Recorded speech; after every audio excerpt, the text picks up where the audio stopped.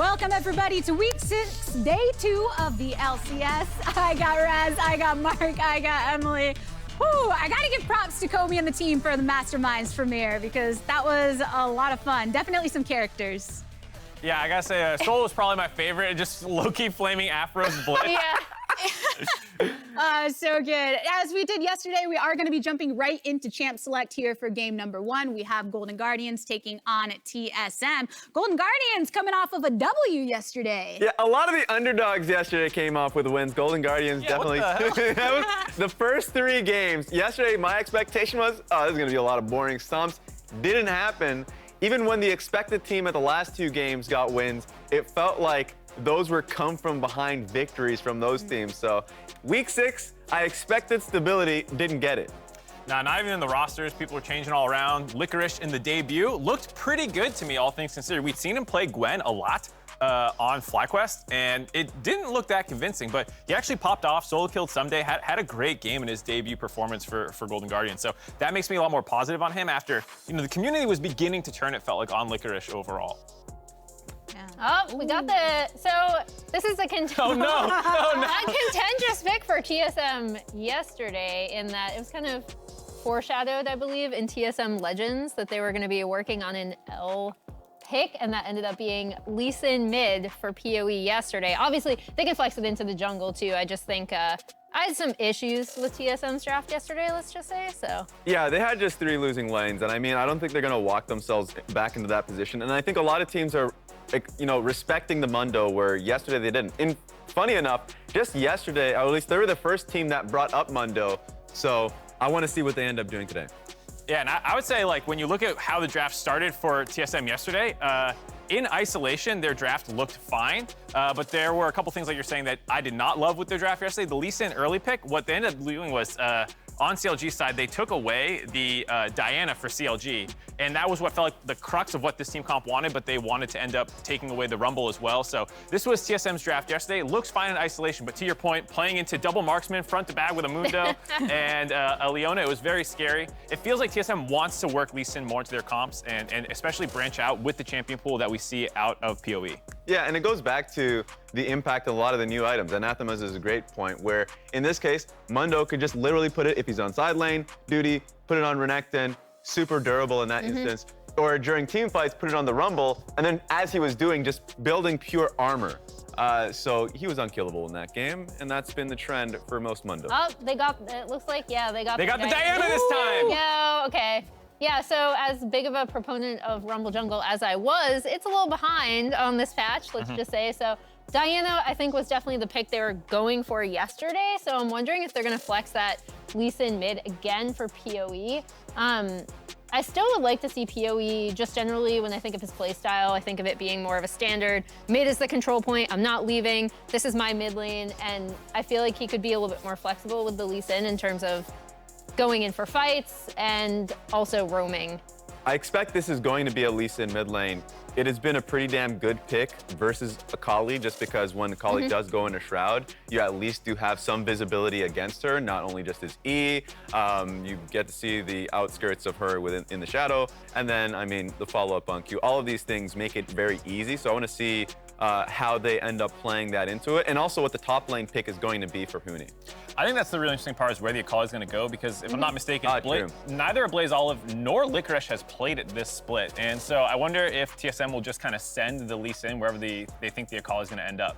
Well, I was just going to say, that's the flexibility that Lee Sin brings to the draft, right? Like, that's why you want to workshop this pick for PoE, because you can flex it into a favorable matchup for yourself. I do still think that they'd probably put the Akali mid lane. A lot of the best strategies around, like, on red side, if you do go 5-pick mid, or you can put it on 3-pick and then ban the 2 picks that you just don't want to deal with. So, like, the Tristana and LeBlanc ban from Golden Guardians do make it very clear that it's going to be Akali mid. The thing I like about this more, too, for TSM is they already have so much better engaged. One of their problems in their draft yesterday was just basically the Alistar. Now you have Leona and Diana to start things off. So if they do, I mean, this could be the PoE Lucian potentially as well that could end up into the Akali, because a lot of people like that matchup. So even though Golden Guardians did ban out a couple of those Akali mid lane counters, there's still a couple more open for TSM if they want to keep branching out into that play style. The ally that worked so well for Sword Out before, in moments of their game, now taking over on the opposite side. Yeah, and I mean, it was just a good ban from TSM taking away the Braum. The Alistar is a good response to Diana. If she's ever looking for an engage, immediately punch her out of a fight to start, so that could be your response.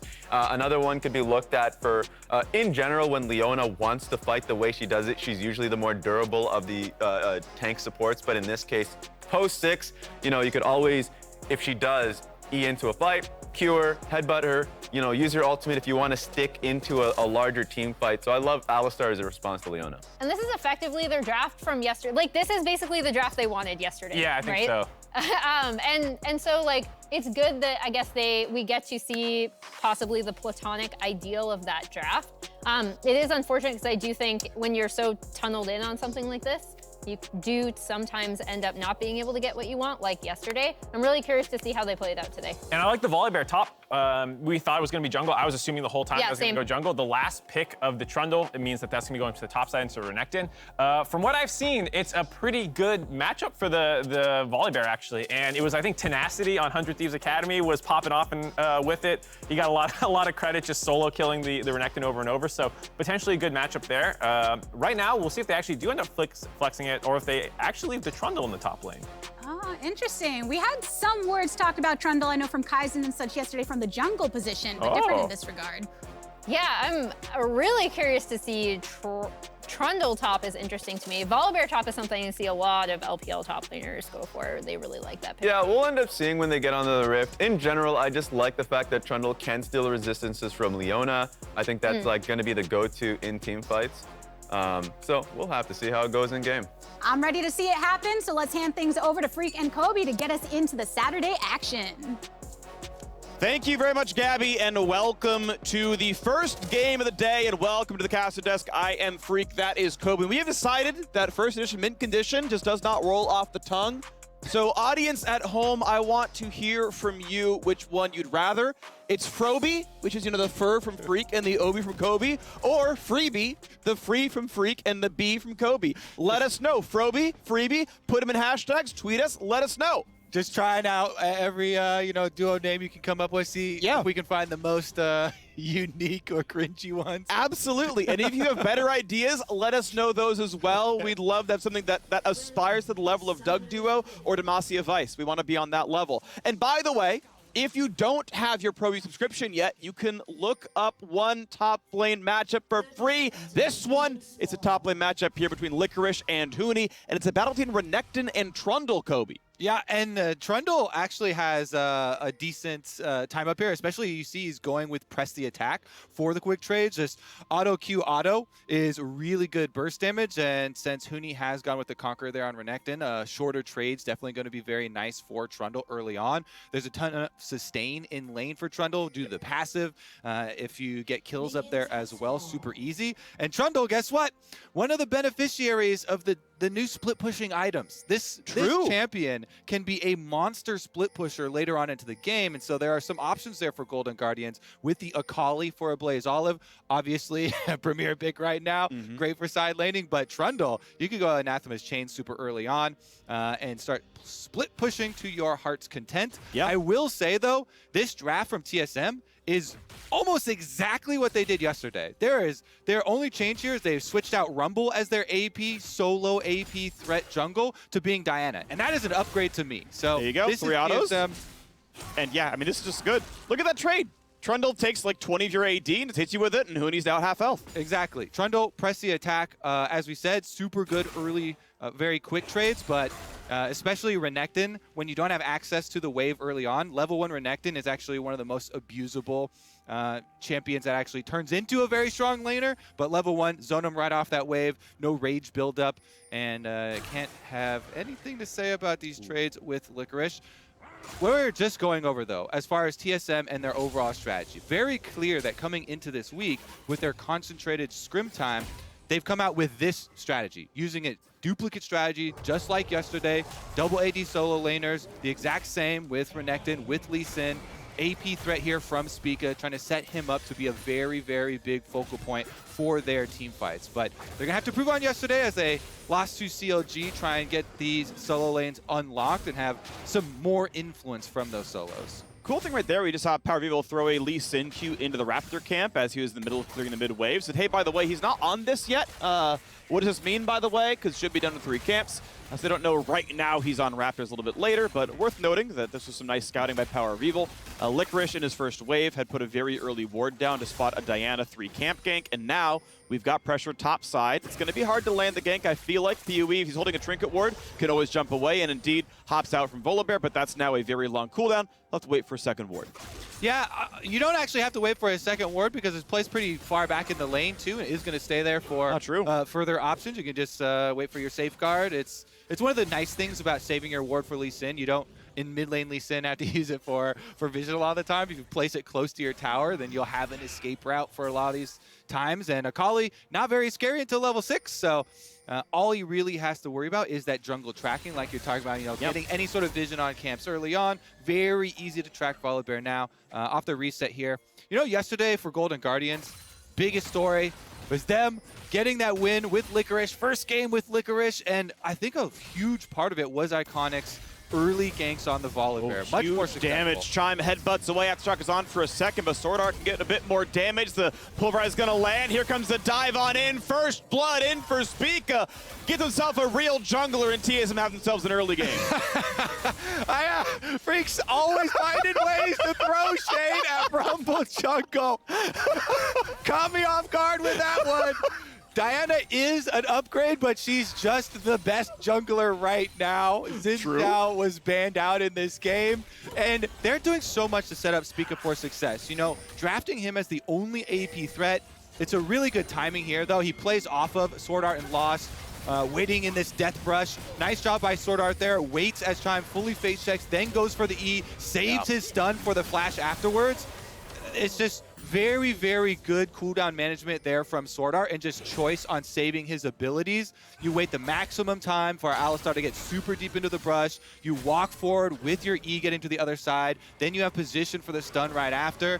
Honestly, extremely well set up by the support, even though Speak is the beneficiary, gets his name in lights. First blood on the Diana, the solo AP threat, everything going super well for the TSM jungle. Yeah, really nicely done. Not getting Aftershock till he's at like 1/3 HP on the Alistar because he's stunned, can't hit Pulverize in time. Like a lot went really well for TSM. A well-earned kill all the same. Top lane being pushed in. Licorice clearly has a lot of priority here over the Renekton. Farm's going to be pretty close to equal. Actually going to be probably a bit Huni favored as he finishes off the wave, but with top pressure, it means he can walk in. You're seeing on the minimap, he runs over, puts an aggressive ward down. That's going to spot the blue buff as it respawns, as well as the Gromp. And, you know, good play out of top lane so far for Licorice. Yeah, it's going to be nice play out of top lane for him. It feels good. You're Trundle too. You have very solid scaling for later on in the game. But guess what? This is going to be such a terrible jungle matchup now. Volibear is so early game oriented, and with not having success on the first gank for Volibear, plus Diana getting a pre-6 first blood kill, this should be run by Spica. So top lane very heavily influenced by jungle intervention. He gets the top Scuttle Crab here. Yes, they've got really deep control wards here on the side of Golden Guardians, trying to see out anything on the top side, which will protect Licorice, but Spica will have run of the map here. Yeah, right now up at camp, but obviously up quite a bit of golden XP thanks to the stuff he's gotten done in bottom lane. Ablaze Olive and Power of Evil trading farm very equally right now in the mid lane. Small top lane lead for Huni, but not a very big deal as he's taking his second recall now. Goes all the way to the Executioner's Calling. Obviously, healing is a very, very big part of Trundle's kit. The ulti and the passive going to be meaningful. I'm, by the way, expecting on Trundle's side, I'm really, really partial to Divine Sunder Titanic Hydra as a top lane fighter build. I think it's just kind of better than playing tank. When you do expect to get gold income, you can really duel strongly with that kind of build. You certainly can. Provides a lot of all-around power for the build. You can team fight, you can split push. Definitely plenty of options. Like what Huni's doing here, though, in the middle of the wave, pulling it over so that it is going to focus down on his and deny some little bits of golden experience to Licorice as he takes the long walk back. Saving his teleport is the big thing of note here. Because we are almost 7.5 minutes, and so the Rift Herald will spawn soon, but Dragon available and possible, you know, plays erupting here on the bottom side as Golden Guardians back off. They definitely give credence there to the possibility that Spica level 6 on Diana now, looking for some seconds. Trigger Ward goes down from Blaze Olive to track Power People's movements. CC's coming down this way as well, as the first dragon's been on the table for some time. As we crest 8 minutes in the game, Herald is summoning up as well. Good pillar. Ulti comes in, big damage. Huni gonna pop his own ult as they trade blows back and forth, and that is a flash forced out of Renekton in a 1v1. How often do you see champions beat Renekton in lane? Licorice's Trundle, so far so good. Yeah, ultimate goes down, and Huni has to respect it. Let's see about the teleport answer here, though. There's that Rift Field we were talking about. Ding's right at 8 minutes. Guess what? Spica's over there. Even with the flash being burned from Huni, the wave is pushed in right afterwards. So, yes, his flash is burned, but you get the wave pushed up. Junglers coming over with Prio, and they are able to get that very big kind of tempo objective here for TSM. Yeah. First Herald going to push this gold lead into the stratosphere. Huni flashes, doesn't seem to have to care about that one. Keeping permanent shove in the top side, has plenty of regen. Of course, he is Renekton after all, and looks like Licorice is going to burn his TP to get back to lane. So flash down on one side, TP down to the other. Going to go for the fight right away, waiting for the slice and dice. Big rage bar available on Huni. Just doesn't do enough damage, but here comes Spica. Just gets deleted in the 1v1. Licorice now on the way out. That pillar was not exactly well aimed. Spica finds himself the kill, and that's a trade nicely done. Takes him down. Did I tell you, it's nice when top laner's going well, but guess what? It's a jungler's world, Freak, and Spica is He's going to be owning it. Not only did he get the kill, pushes in the wave. Iconic's going to be here at the tower, but guess what? He's still got Rift Herald in hand, and that's down to 3 plates. Oh, big damage on bot lane, no loss. Can he dodge anything? Headbutt, pulverize, looking really good. Ulti flash gets him away. Had to burn everything, and now the TP is going to be answered. Huni coming down to the bottom lane, and that's a really good flash Zenith Blade from Sword Art. It's actually Power of Evil. I take it back. He is there. Lost finds himself the kill, and a tower dive in the top lane. Iconic wanted to defend, and he could not do it. Spica is 3-0. Is that North American superstar jungler extraordinaire Spica? Yes. Rich Diana, 3 kills here. Bounty on his head. Only AP damage on his team.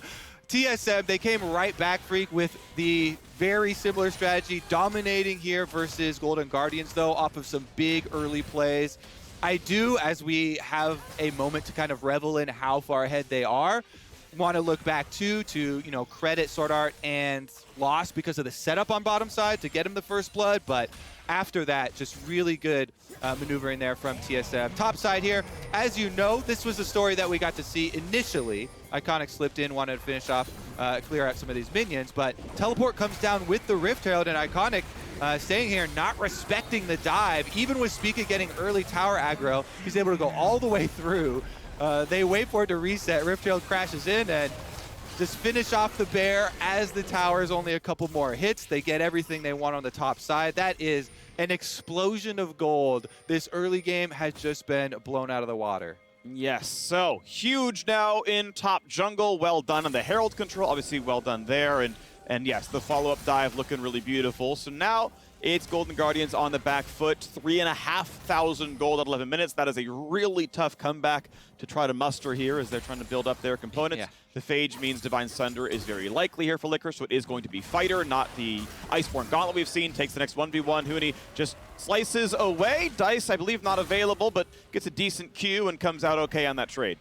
Feels like the golden age of Golden Guardians is going to be cut short real quick here. They came out of the gate with Licorice shining yesterday, win over 100 Thieves right at the top of the table, but let's see if they can make this complete onto Huni. There is no flash on him. Can't push the wave in. Pretty good sustain, though, and he's got a full rage bar as well. Yeah, okay, that's really good by Huni to keep the wave from being crashed. He can't be 1v2'd. Ult comes in, headbutt backwards, but to dodge the damage, cleanse and a Alistar ulti, a kick flash back in. Chime's gonna get his bell rung, and down he goes. And a Blaze Olive now too late to the party, can't get much more done.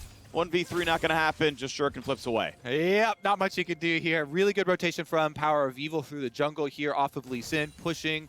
Wave control means they can move up as well. Very, very deep. They got the initiation. Sword Art gets both Alistar Ultimate and Cleanse. Flash is burned as well from Stixxay. So, I mean, this is just such a completely different story from yesterday for both teams. Yeah. It's just the reversal of fates on both sides. They hit him with the quick Uno game. Draw 4. Sorry, bud. This is going to be a slower road for you right now, Golden Guardians. At least they kept pace with their opposition. I just want to tell the quick story of Golden Guardians in the late season because we're down to the last 11 games. Regale me with some story time, Freak. The quick one is the fact that they're basically one game behind CLG and FlyQuest. And they're 2-2 against both those teams. They'll play them in the last round robin in the next couple of weeks. Like, the chance of getting out of 10th and into a playoff spot is very, very real. But they do have to make up that game. And when you saw CLG get the good win yesterday and FlyQuest get the good win yesterday, you're like, ooh, Golden Guardians, this is now a tougher road ahead. It's a funny thing because as much as yesterday was so exciting and very memeable as the day of upset, Yeah. when you get one upset, you know, at the beginning of the day, you're like, oh my goodness, brain starts blowing. But then when everybody else starts upsetting as well for the rest of the day, they continue, they get a little less special. I mean, it was still special to me. Yeah. Seeing the Golden Guardians 100 Thieves win, Licorice getting two solo kills on Sunday in his opening debut on this team. Like, that was cool to see. So that story is still in my mind. But yeah, I'm still a fan of the fact that the fight for the last playoff spot is still so close. And technically, he did get a solo kill on Ohuni as well in this game. Just got ganked right afterwards. All right, here we go. Tower dive activated. They turn it off, and Hooney's going to be deactivated just like that as well. 3 people show up, and one of them doesn't leave. And this one, they've got I believe they have the second one here. So going to be able to push in on this tower. And guess what? Turret plates are down, so Licorice can just bang away on this one. They will be able to trade with bottom tower from TSM. Wow, Speaker going for the full-on dive. Gets rid of the wave. Licorice, red buff. He's at 1,000 health, though. I don't know if he's quite going to die. He's got reinforcements soon. Chime is here. Speaker, though, gets good damage, burns the cooldown, but honestly saves a lot of turret health for the play. Yeah, Diana must be respected at the moment. Very good counter push there from Golden Guardians, though. You know, when you are at this big of an early deficit, you have to overload one side of the map. Yep. So I really like that. No hesitation by Golden Guardians. They focus on sending multiple members, everybody try and get that kill. They take down top side. They didn't finish off the turret for that much-needed turret gold, but it is at least, you know, a counter punch to try and start building something off of. The problem is, you mentioned overloading the side of the map. Yeah. Right, Golden Guardians focusing top side. Look what has happened in bottom lane. Yes, there was the early gank from Spica. He's the rich man of the map. Okay, great. But that is a 40 CS lead if you round in the bottom lane. That is really absurd for 15 minutes into the game. Lost is so far ahead. Mythic is done while Stick is still on components. This is a really, really good look so far for TS in bottom lane. And hell, their entire team so far. Yeah, honestly, that's what you want to see when you've got a comp like this that is so heavily built around dive, just as we explored yesterday. Now, though, they're ahead, so it's turbocharged dive. Kai'Sa can join from anywhere, gives even more threat to the setup of the Leona-Diana combination. Oh, big damage now as Iconic finds himself in a 1v2. Won't get any damage onto Spica or Sword Art as they look to him. Ultimately going to be wave in the mid lane and no pickups just yet. Second Dragon spawns in 40 seconds. That's likely to be TSM's based on the 5,000 gold lead. Shoving in mid, no problem here. Do that for one more wave and then show up and grab their prize. All right, let's throw out some Golden Guardians perspective, difficult comeback scenarios here, Freak.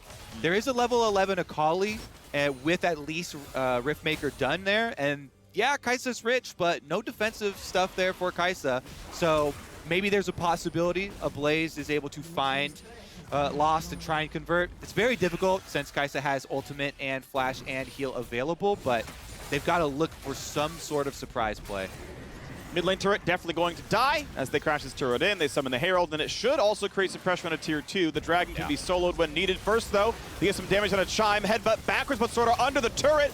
Leon ult comes in. He will die to the turret shot. No, not quite. Staying alive, but now Licorice is in. That should be a kill. Volibear shows up for 1, and now the pillar just dodged away. Could not interrupt the Lee Sin W. Could have flashed if he had to. Mid lane turret, I believe, is almost rubble, but just barely still alive. That said, TSM find themselves down a kill, but up that mid lane turret. Will they still play for the Dragon? Stop engaging on Alistar at turrets. How many times have we actually seen this? Especially with Leona, unless you are ulting E'ing in so that your stun is going to ensure the Alistar doesn't immediately Q you, immediately ult Q you and break out of it, you're going to get Q'd and headbutted into the tower there. So Sword Art goes down, flash blown as well. Wow. And you have to be careful about giving too much back to the Golden Guardian squad. TSM with their giant stranglehold on the game will kind of shrug it off, but those are the types of things you really want to clean up because TSM are at the top of the league in the standings. They're looking for the peak. All right, well, we'll look at the next play then. Interesting to see that Golden Guardians did back off in the 5v4. They had several ults up, but again, here's that dive again. Nice play. Yeah, there's no way after you take it in you're going to be able to react to that. So Sword Art burning down with the Ignite too, and Licorice had a very good ward to TP on. Comes in, trying to chase them down for more, but everybody's out. Pillar on the other side means that's only going to be the one support kill, and Dragon stacking still for TSM. The components of a stopwatch are in for Speakin', so he's ready to go for a while. Going to be pretty safe at starting the dives. The stopwatch is the important part, and Huni able to slice right over the pillar and walk away safely. Has a wave in front of him, no big problems. In case it's a play, you've got a jungler recalling the brush, but nah, everything's going to be fine. Out he goes. Now, the big thing for the next few minutes here for TSM, their comp really accelerates in playing the entire map. They have so much power in picking people off. They can just play multiple lanes here, so I like how they've actually opted to send Lost since he's got safety on top side to push that out. Bottom side, maybe Sword Art is able to get in range, try and make something happen, but it is, again, Trundle, very difficult to finish that up on, and they don't want to spend too many resources. But as I was saying, the split push there from TSM, you want to play all 3 lanes. Lost gets solo experience pushing all these waves into the turret. He gets solo gold on the secondary turret, which is worth 250 more now, so that is nothing to scoff at, and Kaisa gets even richer. Here we go. Power Vivo gonna ward hop backwards, trying to stay alive. Kick's already down, has a flash, uses his Q to get closer, but Licorice is there, takes a bite right out of Crime. Constable or not finds himself that kill on Lee Sin. Yeah, PoE not able to work his way out of this one when you lose out on a bit of the other side of the map and lose vision of the Golden Guardians. They can go for a collapse on you. It's not really, again, a lot of these one-off picks for TSM aren't going to leave that big of a mark, but they're still looking at areas to clean up, especially after yesterday, how they were a little bit disappointed in the play that they showed. Still, though, definitely have full priority to be able to continue on with the game plan we mentioned before. Baron is going to arrive to the map, which makes it much easier for TSM to force on Golden Guardians now. You just get your vision control over this area, and you'll be able to try and draw Golden Guardians into the Leona-Diana combination. For sure. Meanwhile, he's split pushing Akali. Highest CS on his team, the Blaze Olive has been one of the absolute brightest stars on Golden Guardians. That said, Licorice has had 2 bangers so far. So maybe he's the second brightest star on the team. We've got Alpha Centauri now up in the top lane, and it's going to be maybe a little bit nicer. But regardless, 189 CS, he's really big. He's got his own Zonia's components. That could look good. And now, what's up next? TSM waiting the brush with Sword Art, but we have very safe play out of Stixxay and Chime. It's max range Q snipes, just clearing the waves, waiting for the side lane plays to happen instead. Yeah, Golden Guardians definitely looking for counters rather than setting anything up themselves. Again, TSM have so much engage. But Ablaze actually looked like he was just building a slow push on bottom side. He's not hard shoving down there. He does have teleport, so he's ready to join if TSM go a little bit too aggressive here in the jungle in their attempts at setting up that Baron. Gold lead sitting at 5,000 as you're mentioning the Baron setup. Recalls in the brush, control wards in the pit. It is Fog of War for Golden Guardians. And Blaze Olive, a level up on Huni. The gold should be really close. Huni got his share of turret gold, so may still be ahead in that metric. Hits 13, that's equalized. But he's, of course, not really counterbuilt for the Akali. There we go, 7,700 to 73. Yeah, okay, it is a small gold because of the turret gold. That makes sense here. But again, he's not completely counterbuilt for the Akali. Has armor boots, for example. The healing cut will still be valuable, but that 1v1's probably pretty close. If you're thinking about that 1v1, I definitely would actually take the Akali in it, especially because he's got the stopwatch.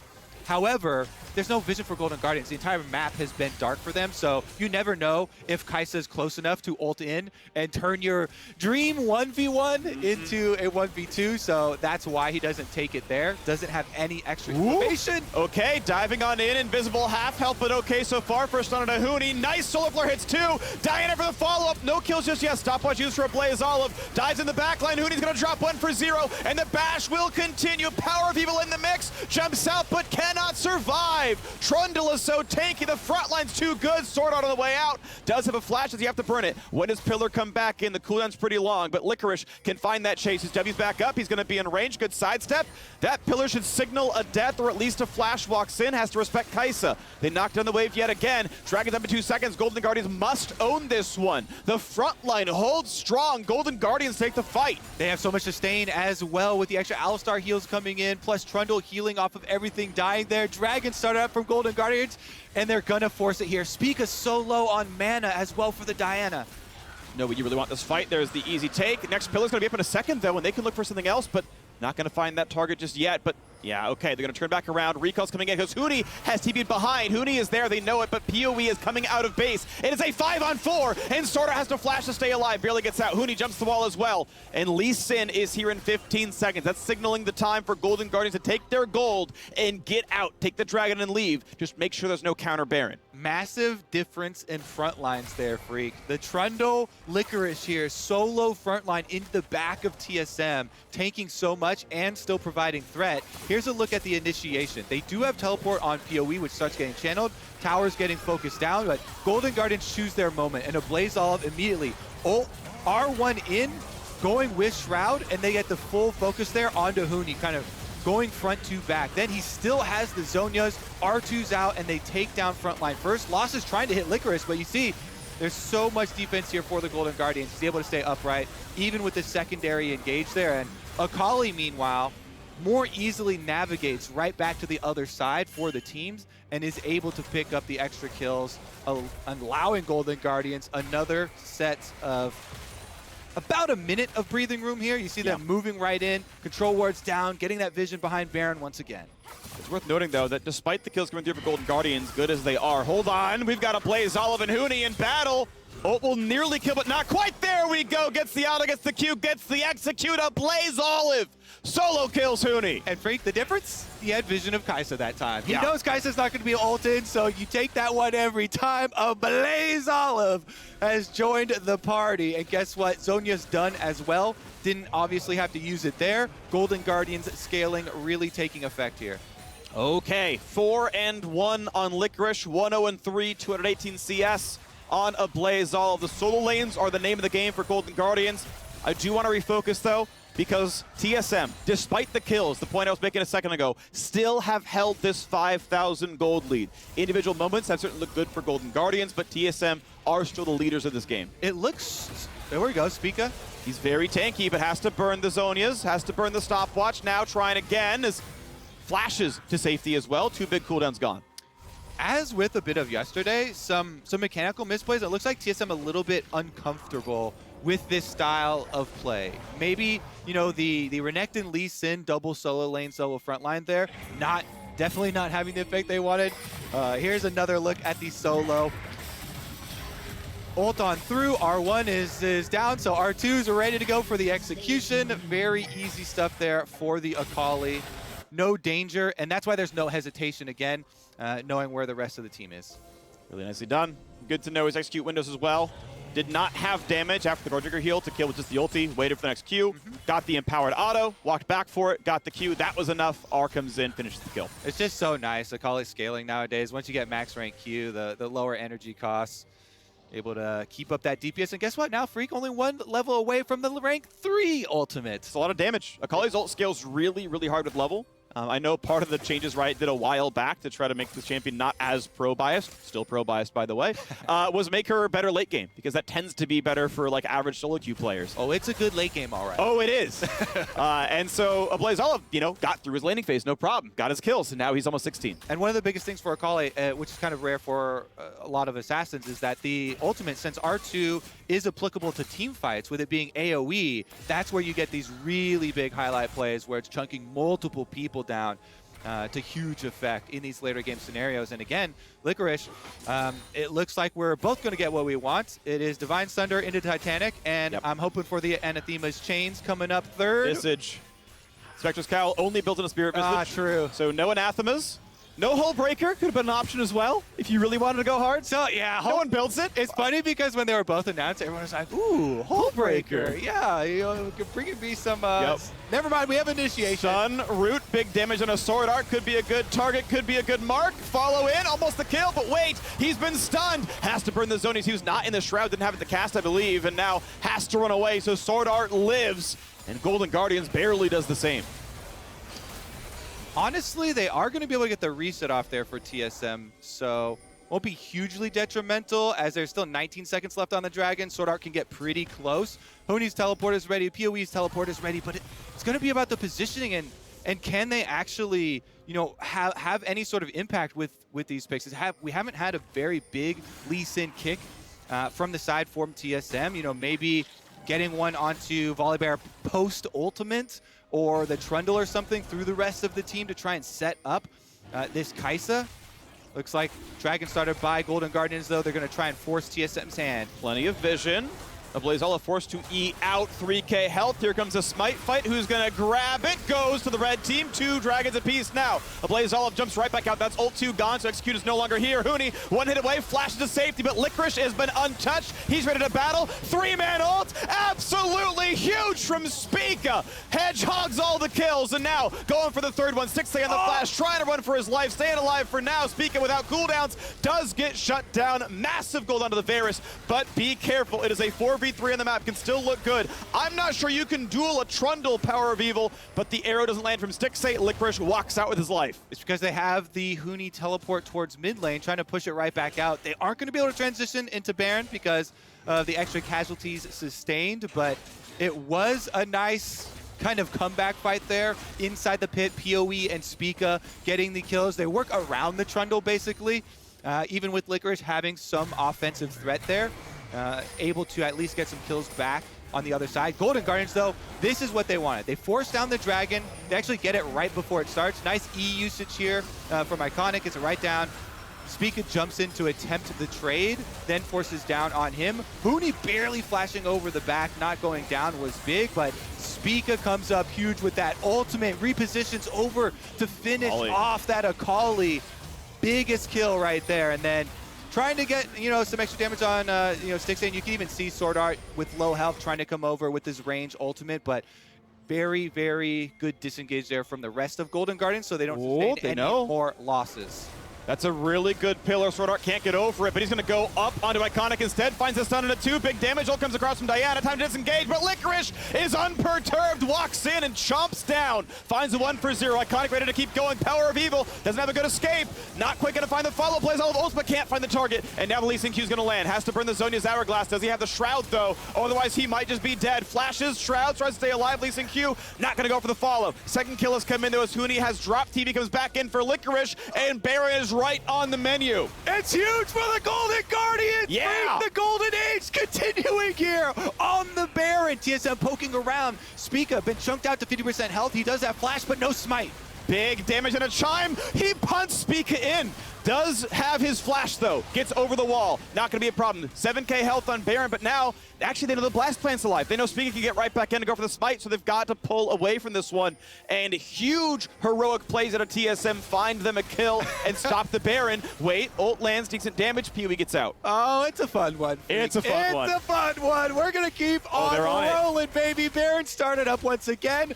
Round 2, fight! Licorice, level 16 ult is back up. He is not going to be killable if they play this fight well. 5k health, here goes the play. Big stun of Blaze Olive, gets the Shroud, but gets deleted off the face of the map. Licorice pulled back in by Diana, takes a lot of damage, but again, it's too tanky to be killed reliably. Walks back in, still at 1200 health. Baron started again. Huni has left the base, he is here, and it's time for Chime to walk out yet again. 5v3 for TSM. Control ward in the pit. How do Golden Guardians get in? Iconic, no flash. Ults up soon. 1k health. Baron Nashor claimed, and TSM go right back in. There's the kick. There's the kill. And it's time to get a bit more. Stixxay going to fall as well. Another double kill for Spica, and Golden Guardians turn tail to run.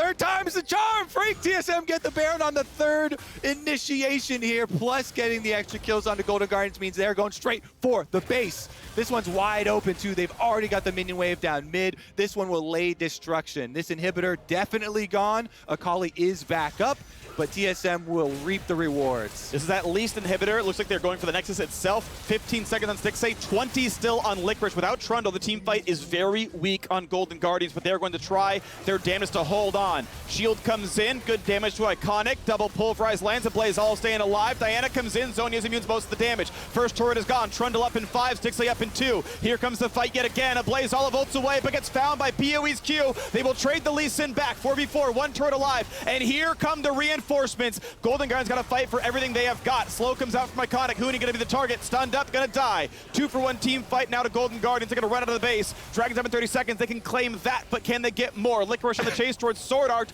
No escapes for the Leona. That should mean a kill if he can find it. And what else then will happen as final recalls come in? Chime's gonna buy some more components. And ooh, looks like he gave him the slip. He hex flashed over the back Pillar? of Krugs. No, did not get the pillar, so lives. 2-for-1 team fight, but it meant a Nexus turret went the way of TSM. Can Dragon happen? I feel like Golden Guardians need it. Yeah, it can definitely happen. Easy reset for them. Spica is right back out on the map. TSM going to come and try and contest, but Golden Guardians with the early positioning here, and they do have Varus ultimate available here for Stixxay, so you can easily just burn it down.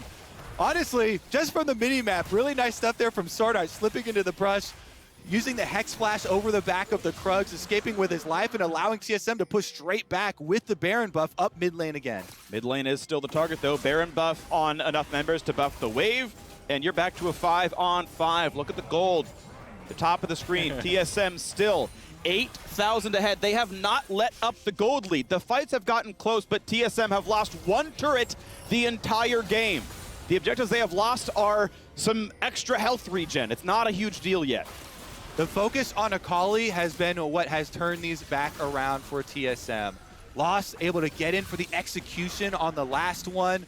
Q going off and being able to get the last hit there. Huge in bursting down this assassin threat for the late game. And now with the Baron buff, only 16 seconds left on it, but the Nexus turret here is so low already. Here we go, flash stun. They have found Akali. Zhonya's hourglass pop. Now will he live for the rest of it? Jumps out, goes behind the other turret. Big dive comes in. Huni dangerously low. Sterix pops, staying alive, but watch out for Licorice. Flashes a safety, heals with the ulti, stays alive, but Diana catches 4, finds 2 kills. There's the third. Chime is down as well. TSM are too tanky. 4th kill comes across. Licorice left alone. TSM will find the win. A huge game out of Spica as he rights the ship. Woo! A bit of a roller coaster there, Freak. TSM, they went straight to the top in the first few minutes of this, so they got a lot of height for this roller coaster. Yeah. And then we got some nice comeback fights there from Golden Guardians. Trundle and Akali, probably the 2 biggest on display. Honestly, with the focus though there, the refocus from TSM after the big Akali fight in the bottom side, that was #1 priority for them. Over and over, they chased down a Blaze Olive, even through the Shroud, focusing in, making sure they get that Akali kill. And from there, they are a lot more solid in the team fights. They took the gold lead early on, and though the fights were close, the objective play was very good, right? Both Heralds, first 2 Dragons, so Soul was never a problem for them. And the fact that the fights were close wasn't as relevant because the fact that TSM had a 5,000 gold lead because of turrets, because of wave control, because of having better farm. Like, that part was always a class above. Some of that is better players, some of that is the gold lead making it easier to do, but that's the part that held on the entire game as Golden Guardians tried to fight back. Yeah, they've got this early game priority drafting here for TSM. The 1 AP threat for Spica, it actually starts out in the ideal scenario with some good setup from the bottom lane, you know, waiting in that brush, getting the first blood for Spica, and then being able to transition into the top side where even though Huni goes down and dies to the 1v1 with the Trundle, Spica's then there again already and already has the Rift Herald in hand. Yeah. That one just blowing open the game so quickly and allowing TSM this much priority. All right, a fun game. Some notes for both teams for sure. Not the perfect game on either side. side. But after the break, Golden Guardians head coach Gennaro joins the desk to talk about the progress of the team. And as we go, here's a sneak peek at tomorrow's edition of Next Level, where I got to make an appearance and Sven Skaren delivered some top-tier acting. This episode airs on Sunday after you guys play 100 Thieves. And so we're going to pretend like you just beat 100 Thieves. How does it feel? So, yeah, I think our game against 100 Thieves went pretty smoothly. Like, me and Jisuke just overpowered Abadagi and closer, and our ball lane was giga smurfing too. Impact was doing his job in the top lane, obviously just winning always, so yeah, it was a pretty easy game. What champ were you on again? I believe I was playing Viego, 1v9 champion, smurfing. So now we're going to do the other one. Oh my god. Damn it, you guys had a tough match against 100 Thieves yesterday. How was that for you? Oh, it feels terrible losing against 100 Thieves because I feel like we were really the better team going into the game, but they just got really lucky, and I think Closer like stole the Baron or something. Like we should have been able to stone him away, but he was just able to be a little bit better than me that day. Oh, that's team gap every time. Yeah, it's rough. Imagine how crazy it'll be if he actually steals Baron. It's in your head now. You shouldn't have said that. It's gonna manifest. We're gonna be in Baron and thinking about that. Shoot him! Shoot him! I see this. Everyone out of the pit! Career in neutral, mind in full throttle. And I ain't letting off the brakes. A couple friends turn idiots. I swear they lost the faith. It's cool, my chin high. You would've thought I'd be the case. You can Google hip hop and you probably see my face like. Now turn this up and sing along. Put the volume up to 10. Let your neighbors hear the song. It's from me to you.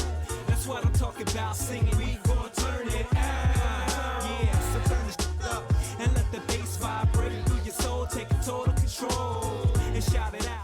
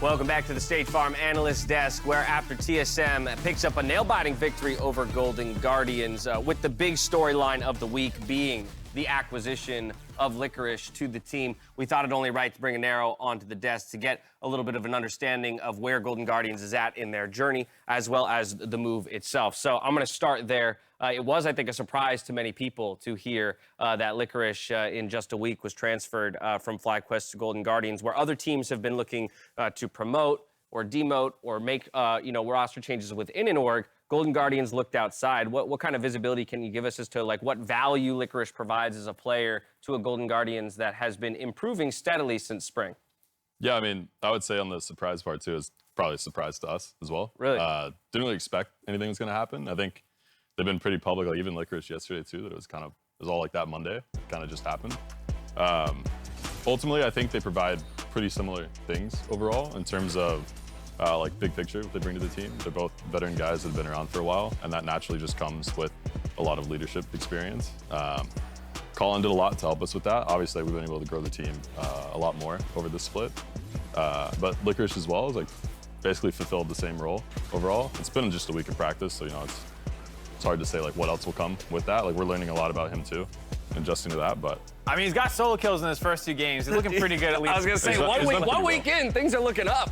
Yeah, he's done pretty well in his first 2 games, so it's good with him. This game was obviously rough. Yeah, I mean, it was a little back and forth, but at least like the draft was interesting as well because we saw the Trundle last pick, and we were like, oh, this is going to be a flex Volibear top end or Renekton, and then the Trundle ended up going up there. Without spilling your whole draft strategy, can you explain like a little bit of why that was the decision you went for? So yeah, he likes Trundle into Renekton. It's just like a kind of cheese pick that exists, and he liked it here. The fact that their team comp was a lot of melee champion. Big part of it is that like a lot of people don't recognize how strong he is level 1. Even in this game, like when he took a pretty bad trade level 1, he just ran him down, chunked him out. Nothing really like too big to it other than that. Like he's a good frontline in the game, and he's something that can like kind of catch them off guard. Kind of expecting TSM is going to be a better team than us. Like they're going to. They've all been playing together. In there somehow. Like generally really experienced players, like, oh, just throw like a curveball with something and you can get like a small advantage. I think similar to 100 Thieves game yesterday, we had a whole cheese plan around attacking their bot lane. Gives you a little lead to start the game and put you in a more comfortable spot. Well, so I'm a little curious just to get inside, the mind of a coach and the immediacy after a loss. And we'll just take this one as an example. Like when you look at it, you have a solo kill come through, but where do you feel that the game fell apart or got away from Golden Guardians? I mean, there's like a lot of errors through early that hurt. The one bottom really, it looks like really small in the game, and like big picture stuff, like it doesn't seem like much at first, but it leaves the wave in a pretty bad spot for a spot lane. The game isn't like just hinged on that, but that's just an example. Like, oh, we lose a bit of gold from that through bot lane. We'll lose a bit of gold through like other plays that we made mistakes on. I think we made a mistake around Herald too, and TSM punished that well and ended up getting it. So those things snowball over time, and I think for us personally, teams probably notice like we're pretty big on Herald and how we acquire that and use that to get our gold leads. And when we lose that, that's definitely a struggle point for us to recover in the game. We did stall out in mid game, but yeah, it almost looked like it was coming back. I started believing. Yeah, we all did. My question is more so like holistic, because I know in Spring Split, when you have like a developmental team like with a lot of young players, there are a lot of concepts that you would be bringing the team. And kind of seeing if they grow bit by bit. I know Spring Split took a little bit longer than you would want it to. So what would you say was the biggest change from Spring Split to Summer Split in which the team feels like they are growing at an exponential rate like from week to week? Yeah, so I think everyone obviously hit us on it coming into the season, like, oh, it's just too many rookies across the place. And like our veterans were located in bot lane. And even though there was stability there, across the board, like if something happens like mid or jungle or even bot lane, it's hard to build up on those same things constantly. So Aiden is Niles, was working on a lot during that time as well. And even Newbie was also working on things acclimating to the culture. So once we kind of changed that up to things that were more consistent, I think it's really helped us really bring mid jungle together, which I think a lot of people have kind of noted, like Blaze Olive has been having a really, really good split. And a lot of that is just thanks to the stability having more veterans provided, which is nice because now we've been able to use our top lane positional coach to focus more on Niles and Academy, and he's been doing a lot better, especially internally too, in practice games we're doing together, which is good. You start hyping a Blaze Olive, that's exactly who I wanted to ask about because a lot of the wins feel like a Blaze Olive popped off, and other players are playing well around him, but it feels like he's a lot of times the biggest key to the victories. There were the mid lane tier list rankings yesterday. I don't know if you spied them. Yeah, I saw those. But like, where do you think a Blaze Olive is in the league right now? Because he has top laning statistics in a lot of different categories. Like, he clearly is impactful in the wins. Like, what's his growth been, and like, where is he right now in the league's environment?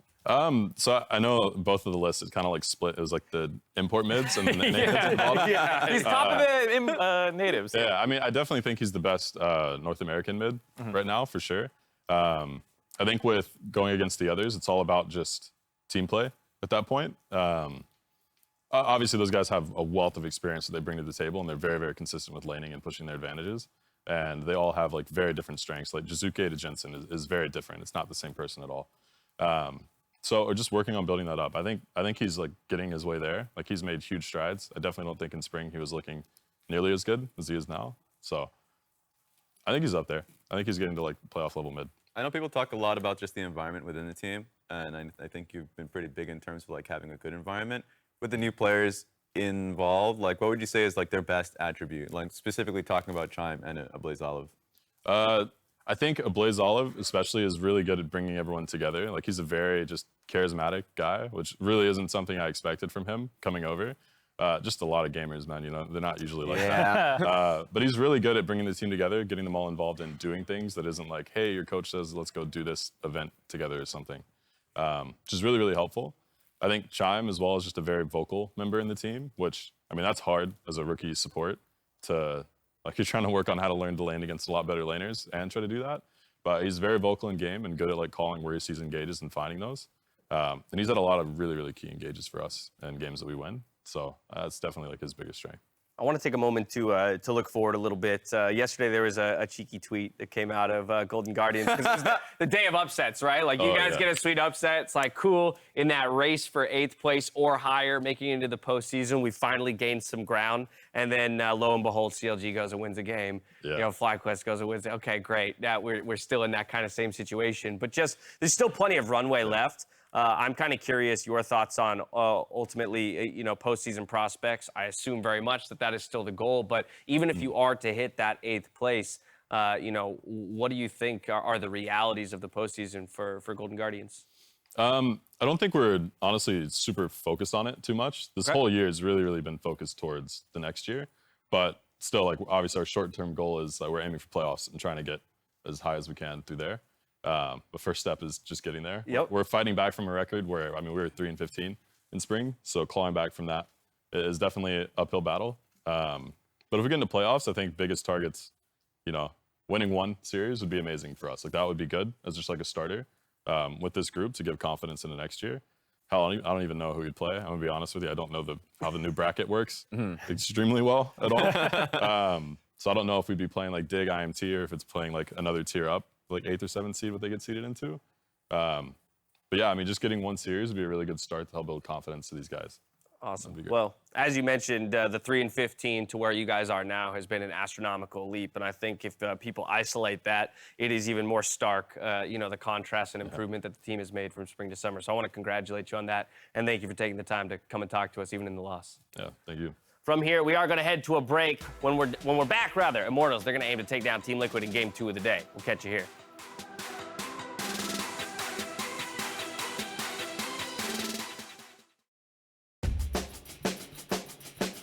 Remember, Trundle's bottom side, okay? I can't. Yeah, nice. wow. Yeah, bottom is over. Oh, I'm gone. That's ours, right? Hey, charge really low. One die, no push. Okay, GG. Nice. Team Liquid, start the season well.